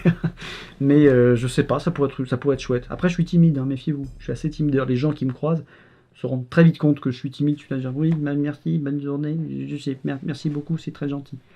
Mais ce serait une chouette idée. Passeras-tu dans des conférences libro-historiques cette année? Du coup, je ne sais pas de quand date cette question, mais la réponse pour le moment est non, puisque je n'ai rien fait, et j'ai rien de prévu de particulier. Mais il faut voir, en fait. Après, le problème, c'est que vu que je réponds jamais à tout ce qui est les festivals, les machins, parce qu'il y a pas mal de trucs que je boycotte, parce que j'apprécie pas non plus le contexte, ça tire à balles réelles. Comment ça s'appelle la merde là, le festival histoire Versailles là, pourri, pété, qui s'arroge le droit de dire qui est bon vulgarisateur ou pas. Mais j'irai jamais, crever. J'irai soutenir les copains, mais voilà. Bref, donc vu que je ne réponds pas, je pense que je suis un peu blacklisté progressivement de tout. Mais bon, je m'en fous, je suis comme ça, moi, je suis entier. Mais comptes-tu dans les prochains temps continuer la remise en forme des vidéos sur l'arrivée des communistes en Russie? Elle date cette question, parce que du coup, oui, j'ai tout fait. Et c'était, voilà. Il y a quelque chose qui m'impressionne particulièrement chez toi, ton élocution, c'est fluide, clair, sans hésitation. Alors que tu déroules un texte complexe et tu ne sembles pas utiliser de prompteur. Comment réussisses-tu ce tour de force? Tu as dit avoir fait du théâtre, cela t'aide-t-il? Je n'ai pas une élocution particulière, la plupart du temps je bafouille sa mère, blablabla, je bouffe les syllabes, j'intervertis les mots ou les syllabes, c'est dégueulasse. Mais le théâtre, c'est sûr, m'a beaucoup aidé dans la diction. Et quand je me concentre, ça passe à peu près. Mais je me souviens de tournages dans lesquels je galérais. Par exemple, dans la prise de Jérusalem, à un moment, je dois dire, ça désigne la mosquée, mais aussi l'ensemble de l'esplanade. Et dire rapidement l'ensemble de l'esplanade, ça me faisait galérer ma mère. Mais bref, donc non, souvent je... Et souvent je parle trop vite. Ça s'est un peu calmé, j'essaye. Mais souvent je parle trop vite. Et voilà. Comment t'es venue l'idée de faire ce genre de vidéos? Lesquelles et vu l'évolution de ta chaîne, comptes-tu t'y mettre à mi-temps, voire à plein temps? Je suis déjà à plein temps. Ça prend du temps hein, de faire des vidéos quand on lit plein de bouquins. On va le rappeler ici, je lis beaucoup de livres et j'écris longtemps pour écrire correctement et avec mon style et mes blagues et tout. Non, je suis déjà à plein temps. Désolé de te décevoir, mais je suis déjà à plein temps. Hein. Tu n'as jamais pensé à essayer de te faire sponsoriser par des chaînes de télé type Arte ou France Télévisions? De même, pourquoi ne serais-tu pas intervenant historique auprès de films ou de séries sur l'histoire? Il n'y a aucune raison pour que je sois intervenant historique puisque je n'ai pas les diplômes associés. Et encore une fois, je préfère ne pas être sponsorisé parce que le sponsor, ça n'est jamais qu'une putain de chaîne autour du cou. Donc c'est mort. Je préfère... c'est pour ça que vos dons me sont très précieux et que je les apprécie particulièrement. C'est parce que vous me permettez d'être libre. Et ça n'a pas de prix. Même si c'est vous qui me le donnez, ce prix. Enfin bref, vous m'avez compris. Comptes-tu toujours écrire pour ou avec Nota Bene, ou cela te prend-il trop de temps au niveau des projets personnels? Non, je compte toujours écrire avec lui. Faut qu'on en discute, etc. Mais ça me prend pas trop de temps, c'est juste agréable à faire. Après, vu qu'on a le même métier d'une certaine manière, il y a des sujets que j'ai envie d'écrire, mais du coup, est-ce que je les écris pour lui? Pour moi, c'est toujours une question. Mais ouais, non, si je compte toujours bosser avec lui parce qu'il est adorable et que c'est toujours cool. Pourquoi tu ne ferais pas un film cohérent? Un film cohérent? Je sais pas, parce que je fais pas de film déjà, je fais des vidéos, et cohérent par rapport à... Je sais pas, désolé, je ne sais pas. Pourquoi autant de types fans d'histoire utilisent l'expression camarade? Déjà, à part Ben et moi, je vois pas bien qui d'autre dit ça. Y a-t-il une raison ou c'est juste une expression que vous trouvez sympathique? Est-ce que par hasard, ça ne cacherait pas le fait que les youtubeurs soient communistes? Non, moi je l'ai déjà dit dans la première FAQ, j'utilise le mot camarade et je l'utilisais bien avant de créer la chaîne, parce que camarade, ça permet de parler à quelqu'un dont tu as oublié le nom, le prénom, le genre, tout, en fait, c'est général, c'est parfait. Parce que citoyen, citoyenne, bon, ça aussi c'est connoté, mais il y a une notion de genre, alors que camarade, c'est parfait. Tu ne sais pas à qui tu parles, tu t'en fous, tu parles à la cantonade, c'est camarade, ça ne s'entend pas, le S ne s'entend, c'est parfait, camarade. Et je ne pense pas que Ben et moi soyons communistes, à proprement parler, je ne pense pas. Quel conseil pourrais-tu donner pour quelqu'un qui voudrait se lancer sur YouTube? L'honnêteté, l'humilité, et l'intégrité et l'entièreté du caractère, et faire ce qu'on aime, être honnête avec soi-même et avec les gens qui regardent, voilà, et l'humilité. En tout cas, quand on fait de la vulga. La vulga, c'est important d'être humble par rapport aux connaissances qu'on évoque, et par rapport aux choses qu'on ne sait pas, il faut le dire, c'est vachement important. Comment organises-tu des... Ah, ça c'est rigolo. Comment tu organises tes extraits vidéo comiques? Tu as un dossier traître ou un dossier torture, ou tu connais tous les De Funès par cœur? Déjà, je connais un bon paquet des De Funès par cœur, mais ensuite, après, il y a des sites qui, comme Zone Son, par exemple, qui permettent de taper un mot-clé et de voir quelle réplique l'a utilisé selon un certain catalogue de films. Après, pendant le confinement par exemple, j'ai pris tous les scripts de Kaamelott, tous, et je les ai mis sur des grands fichiers Google Docs, et en fait à chaque fois que je cherche un truc en me disant mais il me semble qu'ils en ont parlé, et ben je fais un petit CTRL F pour retrouver le terme. Et voilà, ça m'a pris du temps, mais je l'ai fait. Donc il y a ça, j'ai aussi j'ai des dossiers d'extraits, etc. Ou alors je vais sur Wikiquote. Enfin, c'est souvent galère, hein. Mine de rien, ça me prend beaucoup de temps de trouver des extraits appropriés. Parfois il y en a qui viennent comme ça, puis parfois je rame. Y a-t-il de petits youtubeurs que tu recommanderais? Petit vicieux. Celui qui a posé cette question, c'est Delay Geek. À savoir donc un petit youtubeur que j'ai déjà recommandé. Je te vois. Oui, bah du coup, oui, des petits youtubeurs que je recommande. Bah, en même temps, il y en a qui sont pas tellement petits.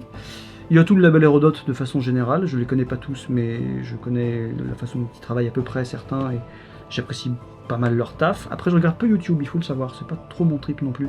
YouTube m'a un petit peu dégoûté dans ses fonctionnements, dans son égo trip, dans son machin et dans son manque d'humilité, mais il y en a des bons parmi tout ça.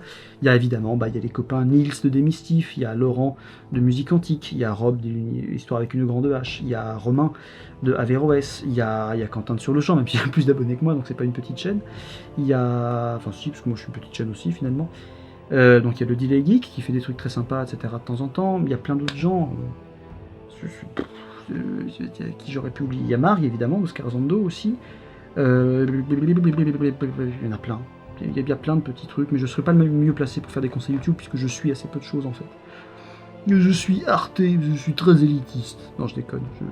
Y a-t-il un... Ah, aussi, ça c'est rigolo. Y a-t-il un sujet que tu n'oses pas aborder sur la chaîne, mais dont tu aimerais bien parler? Non, parce que je me restreins pas, en fait. Je m'en fous. Si les gens... Enfin, en plus, je suis très habitué à me faire traiter de petit connard de droite par les mecs d'extrême gauche quand je tapais sur Lénine ou sur la Révolution russe. Je suis très habitué à me faire taper sur la gueule par des Turcs qui considèrent que je dis de la merde sur l'histoire de l'Empire ottoman, par des faf quand je parle mal des croisades. Je me fais insulter dans tous les sens, donc je m'en fous en fait, j'ai rien à perdre, je parle des sujets que je veux aborder. Voilà. C'est tout. Qu'est-ce qu'il dit l'autre déjà? Je vous emmerde tous, je respecte personne. Questions diverses, ça c'est un peu rigolo. Il y a des trucs totalement farfelus. Enfin, il y a aussi une section questions farfelues à la fin. Mais il y a celle-là d'abord. Salut camarade, tu l'as sûrement déjà évoqué, mais quel livre conseilles-tu pour quelqu'un d'intéressé mais ne sachant pas où commencer? Histoire aux récits médiévaux, thèse ou essais d'historien, BD, essais globaux sur le Moyen-Âge, etc. Non, parce que tout dépend du sujet en fait. Et je connais pas suffisamment de choses pour dire... Donc ça dépend des sujets en fait, donc je sais pas trop répondre à cette question. Ouf, alors ça va être tout, on change de type de FAQ, là on rentre dans du costaud. Nos politiques, tous bords confondus, s'approprient l'histoire pour servir à appuyer leurs propos, certes. Ma question, est-ce que l'histoire, qui est finalement un domaine aussi débattu que la politique, en elle-même, ne serait pas qu'une succession d'interprétations en fonction de l'idéologie que nous défendons? Freud disait qu'il y a 3 métiers de l'impossible, être parent, psychologue et politicien, je crois que nous pouvons inclure sans problème le métier d'historien. Je suis totalement d'accord avec ça. Et effectivement, c'est pour ça que parler d'histoire vraie n'a pas de sens. L'histoire n'est qu'une succession, encore une fois, de témoignages très subjectifs, et qui sert des buts très différents, et le travail de l'historien, c'est de déblayer tout ça en essayant de superposer les calques pour voir à quoi ça ressemble en dessous. Mais donc du coup, oui, dire que c'est un métier de l'impossible, je suis totalement d'accord. Et une succession d'interprétations en fonction de l'idéologie qu'on défend, ça me paraît très cohérent aussi. Tout le monde a une version de l'histoire, et c'est ça qui est génial. Je réponds mal à ces questions, c'est terrible. C'est des sujets passionnants, mais je réponds de madame, oui, c'est bien d'accord. Est-ce que les assassins... Alors oui, c'est un peu le bordel cette catégorie. Est-ce que les assassins avaient vraiment des lames secrètes comme dans le jeu, ou est-ce que ça existe même? Non, je pense pas. C'est pas une question. Posez plutôt la question à Thibaut, mais moi non, je pense pas. La question peut être bête, mais c'était quoi le terrain de la Terre Sainte à part le désert que nous vend les films? Et aussi, bon là, le terrain de la Terre Sainte, en fait il y a tout. Je veux dire, quand Raymond de Saint-Gilles débarque au Liban et se dit putain ça ressemble à la Provence, ça fait réfléchir. Il y avait beaucoup de vergers sur le littoral, ou même autour de Damas. Les mecs cultivaient des citrons, des prunes, enfin il y avait tout, il y avait la canne à sucre, il y en avait déjà là-bas. Il y avait des putains d'implantations sucrières. Il y avait une variété de terrains, il y avait des grandes forêts de cèdres, enfin ça n'a rien à voir avec le désert, le Proche-Orient, rien à voir, en tout cas à l'époque. Et encore une fois, il y a des témoignages, Étienne de Blois qui est en Syrie en plein hiver, autour d'Antioche, qui dit genre, bah putain il pleut vachement. Bah oui, c'est pas juste du désert en permanence, c'est pas des villes qui naissent au milieu du désert. Complètement con. Le médecin dans Nightfall est un sergent, étant donné qu'il est habillé en noir, eh bien c'est un turcopole, les fameux qu'on ne voit pas dans Kingdom of Heaven, et qu'on voit à peine dans Arne le Chevalier du Temple. Oui, dans Nightfall, il y a effectivement des turcopoles. C'est peut-être le seul intérêt historique de la série, c'est qu'ils représentent un peu mieux les composantes de l'ordre. petite question, c'est une calligraphie de Hassan Massoudi qu'on voit en arrière-plan? Oui. Est-ce qu'on la voit d'ici? Non, on la voit pas, mais elle est là-bas. Oui, effectivement, j'ai une petite calligraphie d'Hassan Massoudi qu'on voit souvent en arrière-plan sur la bibliothèque. Et voilà. C'est pas un original, hein, évidemment. On me l'a offert et j'aime beaucoup cet artiste. J'ai des bouquins d'Hassan Massoudi, de ses calligraphies impressionnantes. J'en ai un ou deux, je crois. Et j'aime beaucoup son travail. Les pistolets et le revolver dans ta bibliothèque sont vrais ou sont des répliques? Eh bien, bon, je vais vous montrer tout ça, ce sera plus simple. Hein.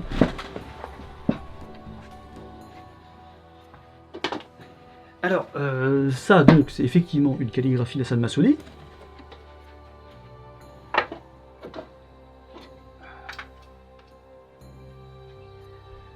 Ça, ce sont des vrais qui traînaient dans la famille, tout simplement.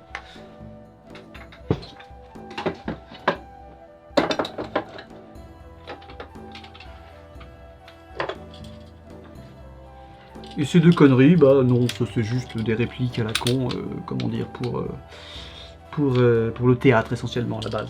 Où as-tu trouvé ton t-shirt avec l'aigle bicéphale? J'en cherche désespérément un partout. Alors l'aigle bicéphale russe qu'on voit dans les vidéos sur la Révolution russe et sur Ungern, je l'ai trouvé tout simplement en Russie. Tout simplement. Je ne retrouve plus ta page Facebook. A-t-elle été supprimée ou renommée? Non, j'ai quitté les réseaux. Et je maintiens que les réseaux sociaux c'est de la merde, donc je les ai quittés. Et je suis maintenant plus présent sur l'onglet communauté de YouTube, qui est le seul qui soit efficace, puisque de toute façon vous êtes tous sur YouTube.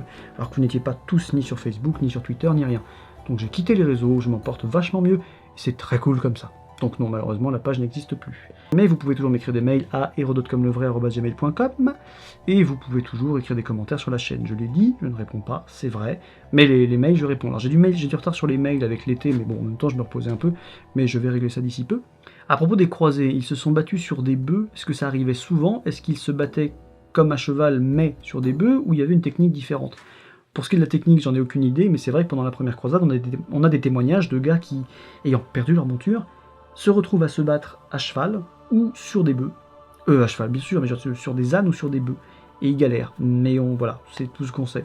Je sais pas exactement. Ça devait être assez ridicule. Mais en même temps, un croisé vénère sur un bœuf, je pense qu'on fait pas le mariole devant.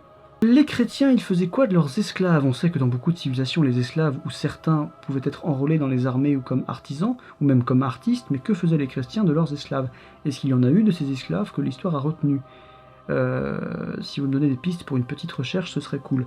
Je ne connais pas bien ce sujet, je sais juste que les Vénitiens et les Génois et les Pisans, etc. en vendaient, qu'il y en avait au Moyen-Âge, que ça existait, au-delà des serfs, il y avait des esclaves, mais je saurais pas, c'est pas un sujet en tout cas que je connais très très bien, je sais qu'il y a des travaux qui sont en train de se faire autour de ça. Je me demande s'il n'y a pas un documentaire sur le coup bientôt. Après, ce qui est vachement intéressant, c'est la société portugaise entre le 15e et le 17e siècle, où il y a beaucoup de Noirs qui vivent à Lisbonne et autres, qui sont des esclaves, des affranchis, etc. Enfin, ça fait une civilisation très particulière, qui était très bien montré dans le documentaire Les routes de l'esclavage, qui est encore présent sur Arte. Très bon docu, pour le coup. Voilà. Mais je connais pas suffisamment ce sujet, malheureusement, pour pouvoir répondre. Les livres que tu nous conseilles de lire sur les croisades? Eh bien, tout simplement, la bibliographie sur les croisades que j'ai déjà montrée. Voilà. Ma question est la suivante, qu'est devenu Sipaelo? Ben, je ne sais pas. Je ne sais pas ce qu'est devenu Sipaelo après l'aventure d'Ungern, j'en ai aucune idée. Il a dû finir avec une balle dans la tête, ou pendu par des communistes, je ne sais pas. Sinon, vas-tu faire des petites vidéos plus soft, sans extrait, ni trop de montage, qui te permettraient de revenir sur tout un tas d'éléments que tu n'as pas pu évoquer? Ce serait surtout pour les fondus de la contextualisation dans mon genre. C'est vrai que ce serait chouette, je devrais faire plus spontanément ça, mais ce serait trop brouillon et je suis trop carré pour faire des choses trop brouillonnes. Là, par exemple, cette FAQ, j'ai l'impression de faire de la panade qui ne va intéresser personne, donc ce serait une bonne idée, mais je suis pas sûr de réussir. Ah, cette question, elle est super marrante. Je me pose la question de savoir pourquoi, pendant cette période médiévale, je pense notamment à Louis IX, alors resté un bon moment au Caire, les chroniques ne mentionnent jamais la présence des pyramides. Comme si, pas d'importance, 3 trucs qui pointent vers le ciel, mais pas de quoi en toucher un mot. Je sais pas, moi, au moins une petite phrase, ou alors il en existe des textes, et c'est moi qui sais pas tout, ce qui est possible aussi, et dans les textes mamelouks, qui crachait quand même 2 siècles, y a-t-il au moins une admiration, quelque chose, etc. Dans toutes tes sources, aurais-tu une réponse? J'ai pas de réponse, mais je trouve cette question vachement intéressante. C'est à ma connaissance, il y en a pas, faudrait demander à d'autres. Peut-être que Romain d'Averroès pourrait répondre à ça. Moi, je sais pas trop. Mais c'est vrai que c'est vachement intéressant, quoi. Il y a 3 machins pointus immenses dans la banlieue, mais personne ne se pose de questions. Personne n'en parle. Quel est le plus grand conquérant à travers l'histoire? Cette question n'a pas de sens, mais en plus c'est des réponses bateaux qu'on peut faire, je sais pas moi, Alexandre le Grand, Genghis Khan, Je sais plus quel est le nom du second empereur Inca, qui était un immense conquérant aussi. Enfin, il y en a plein, il y a plein de grands conquérants, donc je saurais pas dire qui est le plus grand. Quel est le personnage historique avec qui tu aimerais passer une journée? Pareil, ça n'a pas forcément beaucoup de sens, donc je saurais pas trop quoi répondre, mais Baudouin de Boulogne, comme d'habitude, j'adore Baudouin, on passerait une super journée, je sais pas. Quel est selon toi le plus grand historien? Et une dernière pour la route, quelles sont les compétences et les qualités qui font d'une personne un bon historien? Alors pour ce qui est du plus grand historien, je pense pas non plus que la question ait beaucoup de sens, tout simplement parce que je ne peux pas répondre, parce que je ne connais pas tous les sujets historiques, donc je ne connais pas tous les grands historiens, et je ne suis pas là pour décider, même si après, moi, j'ai les historiens que je préfère, j'aime beaucoup Ron Seaman, j'aime beaucoup Bethany Hughes, donc une historienne assez récente qui fait de très bons bouquins. J'aime beaucoup J'aime beaucoup Duby, j'aime beaucoup Le Goff, donc les grands du passé, de chez nous, Jean Fleury, Jean Richard, surtout Fleury d'ailleurs. Donc tout ça, on n'est plus sur de la croisade évidemment, puisque c'est des sujets que je maîtrise mieux. J'adore Marcus Rediker, spécialiste de la piraterie, je l'adore. Grand historien vraiment, qui a beaucoup étudié les pirates, mais qui a étudié des dossiers de procès de pirates, etc., des minutes de procès pendant des plombes et des plombes. Voilà, enfin, il y a plein de grands historiens. J'adore aussi, alors un historien français que j'aime beaucoup, c'est Didier Le Fur, qui est un homme charmant et brillant, intellectuellement, une merveille, qui a été conseiller historique. Oui, on parlait de film historique, bordel. Un super film historique, c'est La Princesse de Montpensier. Tout simplement parce que le conseiller historique, c'est Didier Le Fur, qui est une pointure en la matière. Et le film était génial. Voilà. Très bon film et très bon historien. Et les compétences et qualités qui font d'une personne un bon historien, encore une fois, à mon sens, ce sera l'humilité et l'honnêteté intellectuelle et le recul. Et une maîtrise des langues. Mais après, voilà, je ne suis pas historien, donc je ne peux pas juger de ce qui fait un bon historien. Mais je pense que ces domaines-là sont les plus importants à privilégier. La connaissance des langues, l'humilité, l'honnêteté et un peu de recul, tout simplement. Et pas trop d'ego. Ce qui ne va pas avec l'humilité, c'est logique. Quelle est ton opinion sur les dégradations, déboulonnements des statues par certains militants? Penses-tu que cela témoigne d'une envie de faire table rase du passé? Alors, ça a peut-être choqué, mais je m'en bats les noix. Parce que la plupart du temps, ces statues ont été montées bien après, donc ce ne sont pas à proprement parler des objets historiques. Je veux dire, on n'est pas en train de raser le château de Versailles ou de démonter la statuaire antique ou, je sais pas, des œuvres de Michelangelo. Non, donc finalement, c'est juste des grosses merdes en bronze qui n'apportent pas grand-chose. Mais je m'en branle dans les deux sens. C'est-à-dire que je m'en fous je m'en fous qu'on les érige, je m'en fous qu'on les démonte. Et pour moi, après, je comprends que certains puissent se sentir, en voulant aborder l'histoire sous un autre angle, puissent dire ce serait bien d'éviter de mettre des statues avec, je sais pas, Gallieni porté par un Renoir. Là, oui, bon, ça peut poser problème, je comprends. Et je comprends que certains militants veulent supprimer le sacro-saint statut de certains personnages historiques qu'on pourrait revoir un peu. Mais tout ça rejoint ce qu'on disait sur l'histoire. C'est-à-dire que, bon, chacun a sa version, chacun a sa vision qui sert ses buts politiques, etc. Et l'histoire n'existe pas. Il n'existe pas une histoire, l'histoire n'existe que pour ceux qui la vivent. Après, chacun improvise. Et donc du coup, je m'en fous. Vraiment, de démonter les statues, construisez-les, je m'en tape. Pour moi, ça n'est pas de l'histoire. C'est des gros machins qui témoignent d'eux, enfin, ça n'a pas beaucoup d'intérêt. À mon sens, hein. Je vais peut-être choqué, mais voilà. J'ai vu dans une de tes vidéos que tu es dérangé, je suis dérangé, c'est vrai, que tu étais dérangé par le fait que Louis IX était saint. Est-ce que tu peux éclaircir ton point de vue? Typiquement, ça rejoint à peu près le même état d'esprit, c'est-à-dire que ça me dérange un peu que le mec soit canonisé, etc., même si c'est vieux, évidemment, ça a été faux ménage, mais enfin, moi, de dire Saint-Louis pour un mec qui a fait porter la rouelle aux juifs, qui a fait, si je dis pas de conneries, colorer les prostituées, enfin les cheveux des prostituées en roux, pour bien les marquer, pour les mettre bien en périphérie des villes, ce qui, si je ne dis pas de conneries, est l'apparition du mot bordel, puisqu'on les mettait au bord de l'eau. Voilà. Je veux dire, c'est pas l'idée que je me fais de la sainteté. Moi, en termes de sainteté, je suis plus porté sur Saint François d'Assise que sur Saint Louis. Voilà. C'est pour ça que j'ai du mal à dire qu'il est saint, pour moi, Saint Louis. Voilà, tout simplement. Une péripétie m'intrigue, la prise de Jérusalem par les Fatimides en 1098. Je me demande comment ils ont anticipé l'arrivée des croisés. C'est facile à dire avec le recul, mais ils auraient pu attendre que ces derniers s'affaiblissent dans un siège contre les Seldjoukides, ou mieux, ils auraient pu négocier. En plus, les temps étaient durs pour eux. Pas facile d'avoir des détails sur Internet. En fait, oui, c'est ce qu'on a un peu déjà abordé, c'est-à-dire qu'ils viennent les rencontrer devant Antioche, donc face aux Seldjoukides, en mode qu'est-ce que vous faites de beau, etc. Vous voulez les démonter eux, c'est cool, c'est une bonne idée. Et en fait, ils ont essayé de négocier, si je dis pas de conneries, en gros, le nord de la Syrie pour les croisés, puisqu'ils pensaient que les croisés travaillaient pour les Byzantins, et le sud, tout simplement, pour pour eux. Parce que sans doute que les croisés ne leur ont pas dit qu'ils comptaient descendre jusqu'à Jérusalem. Donc ils se sont chargés eux-mêmes de Jérusalem, en se disant, bon, les Seldjoukides sont occupés au nord, donc on va nous en profiter pour reprendre Jérusalem, que les Fatimides considéraient comme leur appartenant. Voilà, mais je suis pas sûr d'avoir bien répondu à ta question. Ah, les questions farfelues. Petite question, l'intérêt d'une FAQ. Alors moi ça me dépasse, mais il y en a que ça intéresse, donc j'en fais une. Mais du coup, enfin ça me gêne un peu, parce que j'aime pas beaucoup forcément parler de ma gueule, mais du coup, voilà, il y a des gens que ça intéresse. Question fondamentale, le lait avant ou après les céréales? Je n'aime pas le lait, et je ne bouffe pas de céréales. Je ne saurais donc pas répondre à cette question. Tu te serais enrôlé auprès de quel seigneur? Je dis seigneur, mais je pense à autorité, donc turc, mongol, byzantin, etc. Si tu avais eu le choix, lors des croisades. Oh bah je pense que très honnêtement j'aurais pas été un guerrier, moi je me serais contenté d'écrire un... Soit j'aurais accompagné les mecs en écrivant mes petites notes, en restant au camp pendant qu'ils allaient à la marave, parce que je vois mal comment, voilà. Soit je serais resté en Europe ou dans un coin à écrire ma petite chronique au fin fond de Damas ou de Bagdad. Je crois pas que j'aurais été... Faut arrêter de s'imaginer qu'on aurait tous été des guerriers, hein. On aurait tous été des pégus, les gars. Tous, à l'exception de 2-3 fondus. Donc voilà, je pense que j'aurais pas été grand chose de spécial. Et je sais pas pour qui j'aurais bossé. Je m'en fous pour les croiser, parce que voilà, je les aime bien quand même. Même si on dit que je les aime pas, je les adore. Tu as un problème avec Orlando Bloom. Est-ce que c'est parce qu'il a salopé tes 2 univers préférés, à savoir les pirates et les croisades? C'est parce qu'il joue mal et qu'il m'énerve, il a toujours la même gueule, il joue pas bien. C'est peut-être quelqu'un de très sympathique, mais il m'énerve. Même dans Le Seigneur des Anneaux, que j'adore, il m'énerve. Sérieux, tu as fait combien d'essais avant d'arriver à dire le nom complet de Bob? Tu veux dire Bogdo Jegen Gypsum Tambarkotuktu? 1. Bré.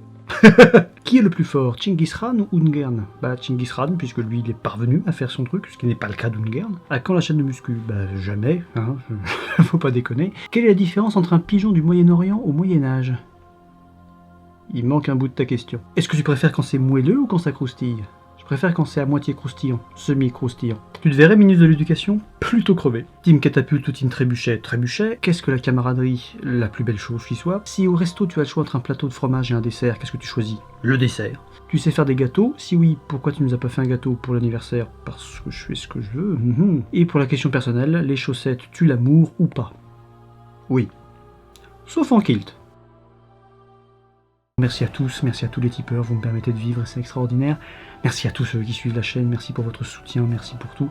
Cette année va encore être riche en promesses que je ne tiendrai pas et en choses que j'improviserai et qui se passeront j'espère très bien.